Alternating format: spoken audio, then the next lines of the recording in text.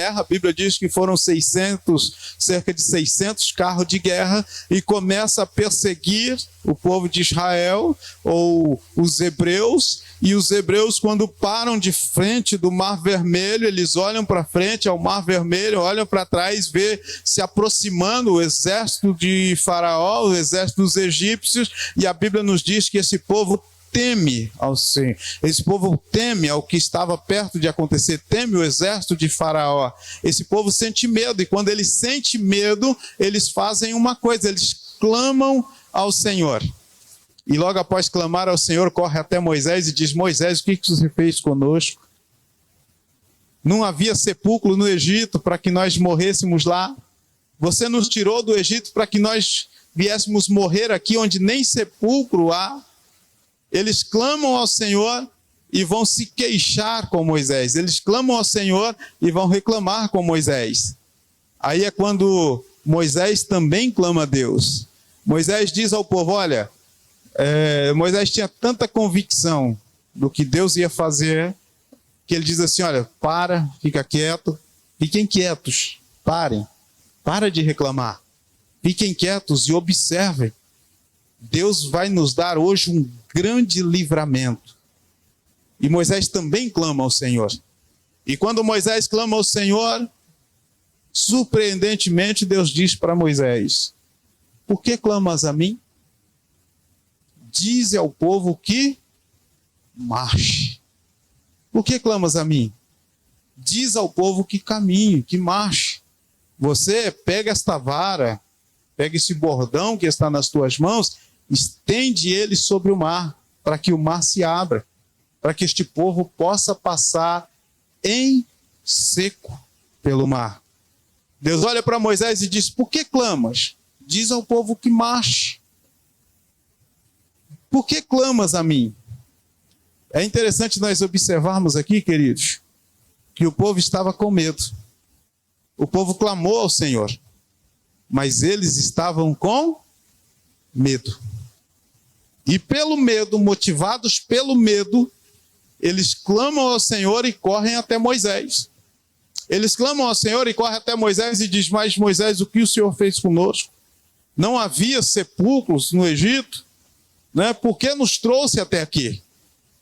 Por que nos trouxe até este lugar? Por que nos trouxe até aqui? Acredito eu, queridos, que esse povo aqui tinha conhecimento da promessa que Deus tinha feito ao seu pai Abraão. Esse povo tinha conhecimento de que Deus tinha algo diferente com eles. Esse povo tinha conhecimento que Deus tinha um plano, um propósito estabelecido, algo diferente estipulado para eles. Mas quando chegam nessa situação e são tomados pelo medo, eles começam a perguntar: por que fez isso? Por que nos trouxe aqui para que pudéssemos morrer aqui neste lugar, onde nem sepulcro tem para que fôssemos sepultados? Por que fizeste isso? Acredito que esse povo tinha pleno conhecimento da chamada de Deus na vida de Abraão e, consequentemente, essa promessa recaía sobre eles. Mas motivados pelo medo, eles chegaram à conclusão: não, nós vamos morrer. Ainda que clamaram ao Senhor, mas eles diziam: olha, nós vamos morrer. E uma coisa interessante que nós devemos observar nesse ponto aqui, é que aqui começava algo que se tornaria corriqueiro na vida deste povo. Toda vez que vinha uma dificuldade, eles logo começavam a reclamar e a murmurar. Toda vez que aparecia uma dificuldade, essa foi uma das primeiras que apareceu, mas eles passaram pelo Mar Vermelho, entraram no deserto, e caminhando no deserto, Deus continuava fazendo milagre todos os dias no meio daquele povo, o próprio maná que vinha dos céus para que pudesse alimentá-los diariamente, era um milagre de Deus em suas vidas. A coluna de fogo que acompanhava eles durante a noite era milagre de Deus. A nuvem, inclusive, a nuvem e a coluna que trabalhou muito nesse dia aqui, onde eles estavam atravessando o Mar Vermelho, era milagre, era sinal da presença de Deus, era uma declaração: Deus é contigo, Deus está no vosso meio, Deus está conduzindo a vossa caminhada, Deus está direcionando os seus caminhos. Mas sempre que aparecia uma dificuldade, eles levantavam, reclamavam, murmuravam. A Bíblia diz que em algumas ocasiões, como o próprio pastor Pedro pregou aqui no domingo passado, em algumas ocasiões chegaram a se juntar, pegar pedras para apedrejar Moisés diante da dificuldade, e a Bíblia diz que essa sequência de reclamação e de incredulidade, essa sequência de falta de fé, fez com que Deus chegasse um momento que Deus dissesse assim: olha, destes que estão aqui, que têm 20 anos acima, ninguém vai entrar na minha promessa, ninguém vai herdar, ninguém vai entrar na terra. Vocês vão peregrinar pelo deserto até que aqueles que têm 20 anos acima pereçam no deserto. Depois, a geração que vier depois de vocês, aí sim vai possuir a terra e vai herdar a minha promessa, porque o povo tomou como base a reclamação e a murmuração. Mas quando Deus olha para eles aqui e diz: Moisés, por que clamas a mim? Diz ao povo que marche. O que Deus estava dizendo aqui para eles? Que às vezes nós precisamos marchar, caminhar. Há um momento de orar, há um momento de clamar, há um momento de buscar a direção de Deus e, se possível, evitarmos ao máximo o momento de reclamar e de murmurar, porque eu creio que Deus está no controle da minha vida. Quantos aqui creem que Deus está no controle da sua vida? Quantos aqui creem que Deus está direcionando os seus passos? Se Deus está no controle da minha vida, se Deus está direcionando os meus passos, se Deus está comigo, a manifestação de Deus naquela época era nuvem durante o dia. Era a coluna de fogo que acompanhava o povo de Israel no deserto durante a noite. E testificava: olha, eu sou contigo.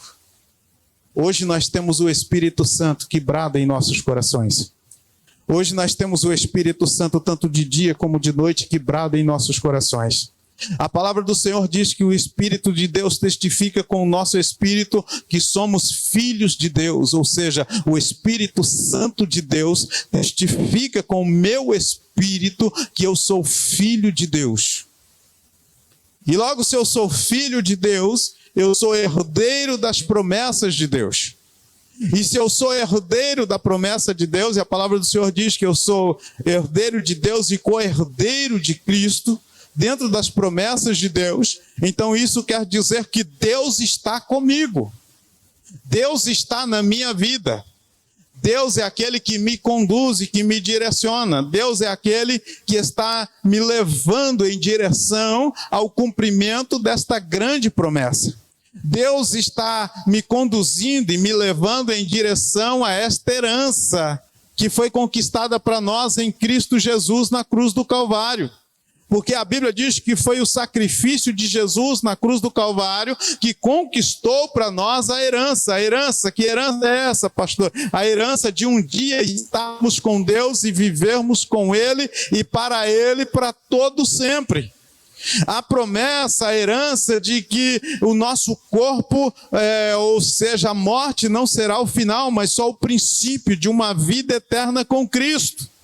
A promessa de que nós herdaremos a Canaã celestial, mas até chegarmos na Canaã celestial, até nós herdarmos a eternidade em Cristo, nós temos que andar aqui no mundo físico, na terra dos viventes. E enquanto nós estamos andando aqui no mundo físico, na terra dos viventes, desafios vão surgir em nossas vidas.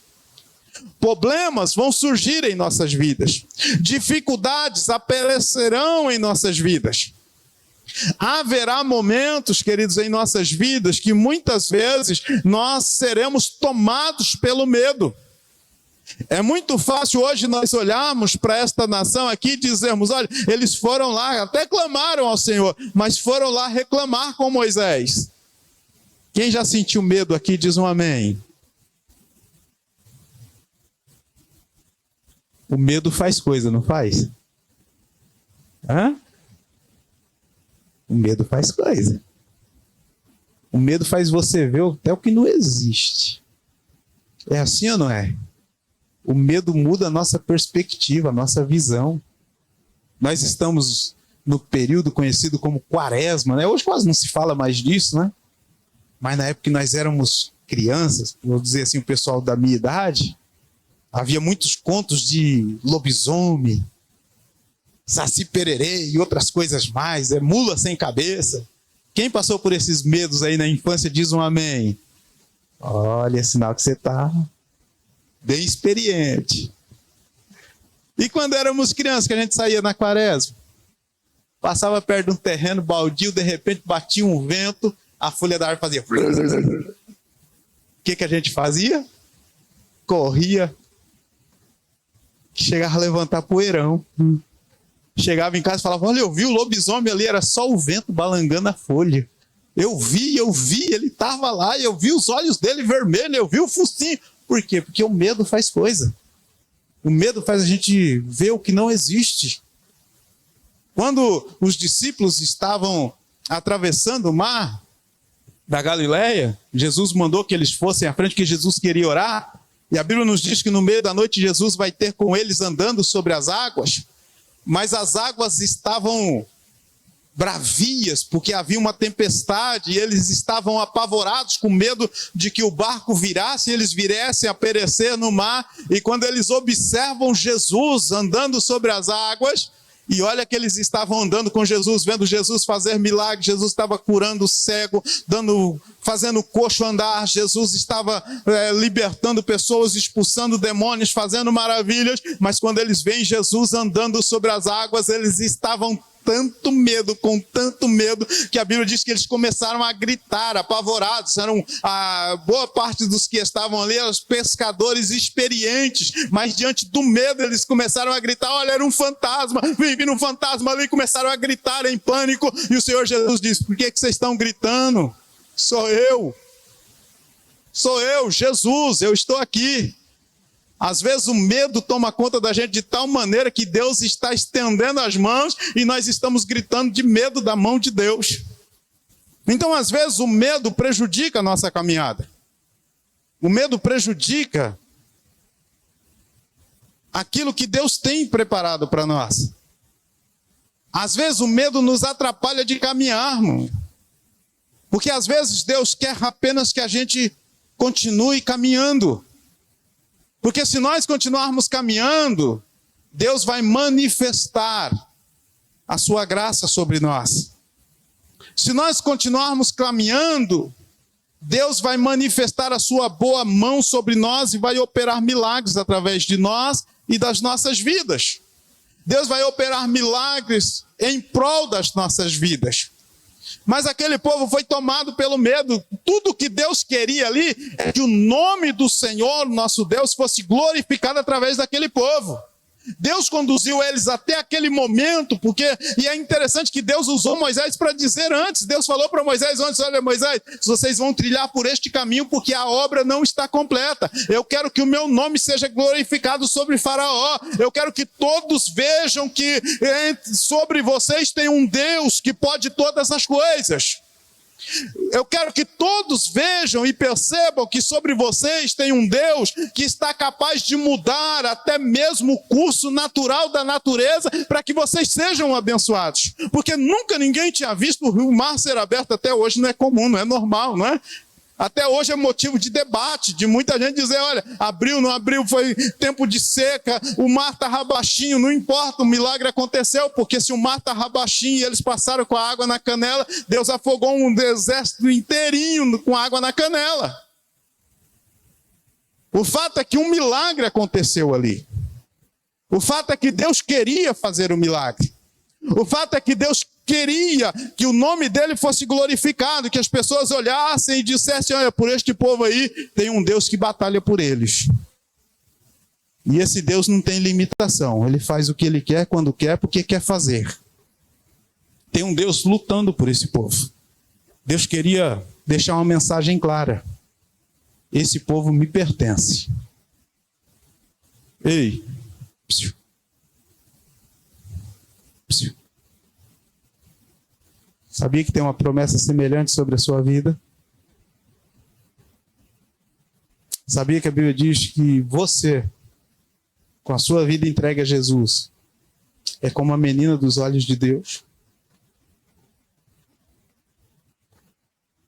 Você é cuidado por Deus. Deus tem zelo sobre a sua vida. Deus tem cuidado de você. Eu sempre costumo dizer aqui, é tão interessante esse amor, esse cuidado de Deus, que nós estamos dormindo e Deus está cuidando de nós. Nós estamos repousando e Deus está cuidando de nós. Nós somos humanos, somos falhos. Há momentos em nossa vida que nós estamos distraídos, faz parte da nossa vida. Em algum momento você distrair por uma razão ou outra, mas Deus está cuidando de você. Você está distraído ou está dormindo, descansando, mas os olhos de Deus estão sobre a sua vida. E os olhos de Deus estão sobre a sua vida porque Deus tem um propósito contigo. Os olhos de Deus estão sobre a sua vida porque quando você poderia ter escolhido viver no pecado, quando você poderia ter escolhido insistir em viver segundo o curso deste mundo, você escolheu viver para Deus. Quando você poderia ter escolhido viver segundo aqueles que ignoram que há um Deus nos céus que pode e faz todas as coisas, não, você levantou as suas mãos e aceitou Jesus como Senhor e Salvador da sua vida, e você tomou uma decisão por andar com Deus. Então, a partir deste momento, queridos, porque a palavra do Senhor diz assim, que Deus amou o mundo de tal maneira, que deu o seu Filho unigênito, para que todo aquele que nele crê, não pereça, mas tenha vida eterna. Quantos creem no Senhor Jesus aqui? Quantos entregaram a sua vida para o Senhor Jesus aqui? Quantos creem? Se você crê, dá um glória a Jesus nesta noite, porque Deus é contigo.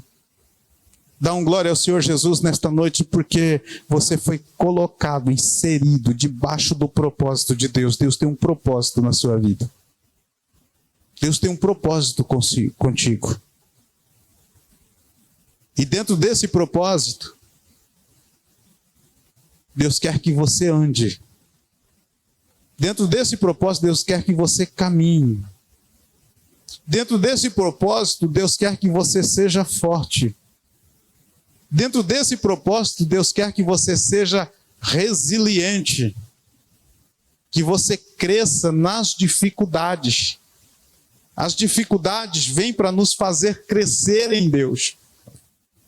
As dificuldades não vêm para nos matar, para nos destruir. Aquele povo julgou que a dificuldade veio para destruir. Olha, não havia sepulcro lá no Egito.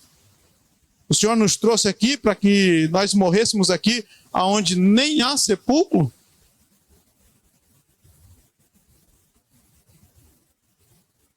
Eles achavam que aquela dificuldade era para a morte. Mas muitas dificuldades é para nos fazer crescer em Deus. Lá em Romanos capítulo 5 diz assim, ó, e nós nos gloriamos. No que nós nos gloriamos? Nas grandes vitórias. Numa vida com perfeita paz, onde tudo dá certo, nada dá errado. É isso que lá diz? A Bíblia diz que nós nos gloriamos nas tribulações. O que te deixa atribulado, filho? Quando tudo vai bem, você fica atribulado? Sim ou não? Quando não tem nenhuma dificuldade, as coisas estão acontecendo, você fica atribulado? Quando que você fica atribulado? Quando vem as... Aí Paulo escreve lá em Romanos dizendo assim, ó, e nós nos gloriamos, ou seja, nos alegramos nas tribulações. Olha, que é isso? Que fala incoerente é essa? Como que a gente pode se alegrar na dificuldade? Aí ele diz assim, nós nos gloriamos nas tribulações, porque a tribulação produz paciência. A paciência produz a experiência.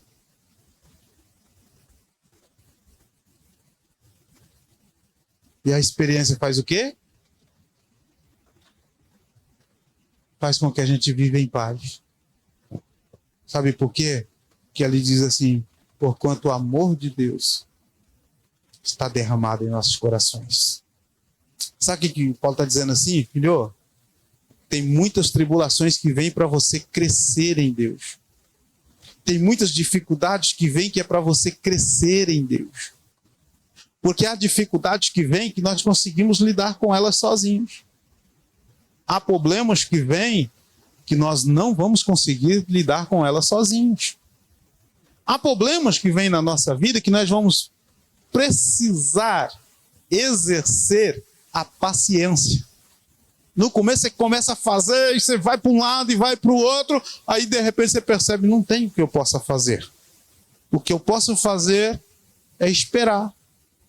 Então você aprende a ter paciência. A paciência gera a experiência. Por que que gera a experiência? Porque é nesses momentos, queridos, quando nós temos o nosso coração voltado em Deus, quando nós estamos arraigados em Cristo Jesus, quando a nossa fé, como a fé da leitura inicial que foi feita aqui, da leitura principal que diz assim, olha, a fé é o fundamento das coisas que não se veem e a prova das coisas que se esperam. A Bíblia está falando assim, olha, a fé, ela é o firme fundamento daquilo que está proposto para a minha vida, mas eu não vejo. A fé, o firme fundamento, é a certeza de que aquilo que está proposto para a minha vida vai chegar, vai acontecer. Ainda que pareça humanamente impossível, mas pela fé ela vai acontecer. Pela fé eu já creio nela. Essa semana, conversando com o pastor, ele estava lembrando da história do pastor Poenchu, que no começo do seu ministério ele queria uma escrivaninha, uma cadeira. E ele começou a orar a Deus que ele queria uma escrivaninha, uma cadeira, e um dia ele disse assim, olha, Deus me deu uma escrivaninha, uma cadeira. Olha, hoje para nós parece ser tão simples, né? Uma escrivaninha, uma cadeira, né? Para nós entendermos a dificuldade do princípio. Aí eles falaram para ele, mas pastor, onde está essa escrivaninha? Ele falou, olha, está sendo gerada. Está sendo gerada. Em mim está sendo gerada. Aí começaram a chamar o pastor Poenchu de o pastor grávido. Aí vem uns missionários americanos e diz para ele, pastor, Deus mandou que eu desse para o senhor uma escrivaninha, uma cadeira e tinha um outro objeto que eu não me lembro o que é. Queridos, que a nossa fé em Cristo Jesus nos faça ficarmos grávidos daquilo que Deus tem preparado para as nossas vidas. Que a nossa fé em Cristo Jesus, que ela possa gerar em nós a certeza de que nós temos um Deus que está trabalhando pelas nossas vidas. A convicção de que nós temos um Deus que pode além daquilo que nós podemos e que este Deus trabalha em favor da minha vida e da minha alma. Que a minha fé possa fazer gerar em nós, mesmo contra todas as perspectivas, né? Porque às vezes nós olhamos e falamos, mas como? Como isso vai acontecer? Como pode ser possível que isso aconteça? Quem sabe aquele povo estava olhando para o mar, e olhando para o exército, olhando para o mar, e olhando para o deserto, falou, meu Deus, acabou aqui, é o fim. O que é que nós vamos fazer? Para frente não dá, tem o mar, para trás tem o exército, é humanamente impossível, estamos perdidos. Aí Deus querendo aguçar neles a fé. Deus querendo fazer com que eles tivessem experiência com Ele. Ainda mais experiência.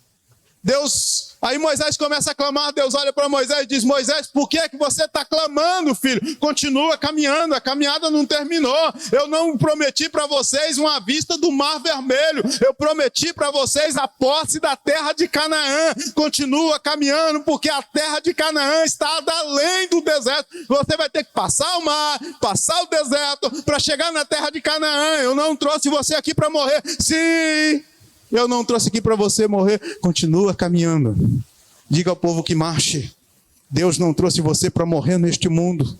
Deus não trouxe você para perecer neste mundo. Deus não trouxe você para viver angustiado, triste, infeliz neste mundo. Deus não trouxe você até um ponto para te abandonar, não. Deus tem um propósito na sua vida. O propósito de Deus é que um dia o seu nome seja lido lá nos céus, no livro da vida. Quando você entrar nos céus, o propósito de Deus é que você vá, que se cumpra na sua vida aquilo que o Senhor Jesus disse, olha, eu vou para a casa do meu Pai preparar lugar. E quando eu for e preparar, quando estiver tudo certo, eu vou vir de novo e vou buscar vocês, para que onde eu estiver, vocês possam estar também. Mas para nós chegarmos lá, nós precisamos ainda caminhar neste mundo, nós precisamos atravessar mares vermelhos neste mundo, nós precisamos atravessar desertos neste mundo, e muitas vezes diante do mar vermelho, nós vamos sentir medo, muitas vezes diante do deserto, nós vamos sentir medo, passar por dificuldades e privações, mas a palavra de Deus é: marche, continue caminhando, marche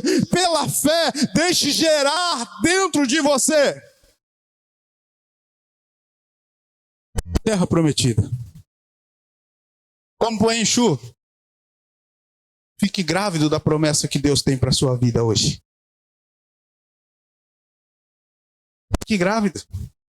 Deixe-se engravidar da promessa que Deus tem para a sua vida. Porque você vai precisar continuar marchando. Aleluia. Aleluia. Há momentos na caminhada que vai gerar medo. Oh, Deus maravilhoso. Aleluia. Nós temos hoje aqui pessoas grávidas. Nós temos aqui hoje pais. Não. Irmã Daniela, depois que saiu o resultado positivo lá, sua mente está onde? O que você faz por quê e para quem? Onde está, irmã? Depois saiu o resultado positivo, aonde está a sua fé, irmã? Você está vivendo por quê e para quê? Você não está vivendo cada minuto? Aí fala assim: ah, mas é por causa da gestação. Para muitos aqui a gestação se tornou realidade. Para hoje você vive para quê? Hã? Antes dele você vivia para quê? Para tantas coisas, né? E hoje você vive para quem? Deus tem uma promessa. Deixa essa promessa ser gerada dentro de você. Deus tem uma promessa na sua vida. Deixa a promessa de Deus ser gerada dentro de você.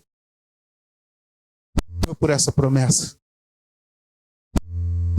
Às vezes nós desviamos o foco. Perdemos o olhar da promessa. É como se a gestação tivesse sido interrompida. Se nós perdemos o olhar da promessa, quando surgirem as dificuldades, o medo vai ser maior do que a esperança. E quando o medo é maior do que a esperança, nós entramos em desespero. E no desespero tomamos muitas atitudes erradas. No desespero entramos por caminhos equivocados. No desespero, às vezes, corremos na direção errada. Nós podemos até sentir medo, mas não podemos desesperar, porque a palavra de Deus diz que o final da nossa caminhada é experiência e paciência em Deus.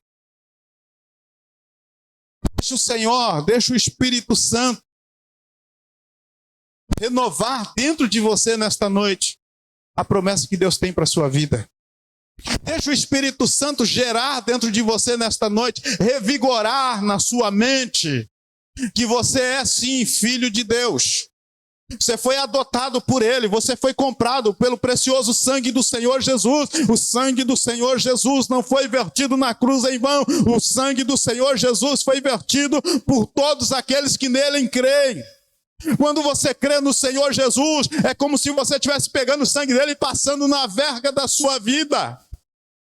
Tem lá a verga de entrada na sua vida, você vai lá, pega o sangue do Senhor Jesus e passa. Pode vir o demônio da morte, mas quando ele vê o sangue do Senhor Jesus na verga da sua vida, ele diz: aqui eu não posso, porque esse daqui tem uma promessa viva. Deus tem algo com ele e é algo eterno, então eu não posso. Deixa o Espírito Santo revigorar isso na sua vida nesta noite. Deixa o Espírito Santo revigorar a promessa de Deus que ele tem na sua vida. Deixa o Espírito Santo trabalhar dentro de você isso que Deus tem preparado, porque quando nós temos isso bem vivo dentro de nós,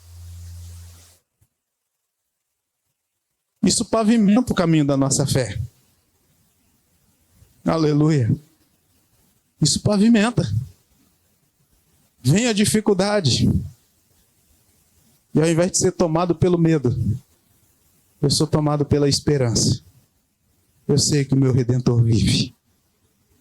Aleluia. Vem um momento de dificuldade. Ao invés de ser tomado pelo desespero, eu vou levantar meus olhos para os céus e vou dizer: eu sei que o meu Redentor vive. O momento não está fácil, mas eu vou vencer porque o meu Redentor vive. Eu sei que o meu Redentor vive. Deus não quer que você pare.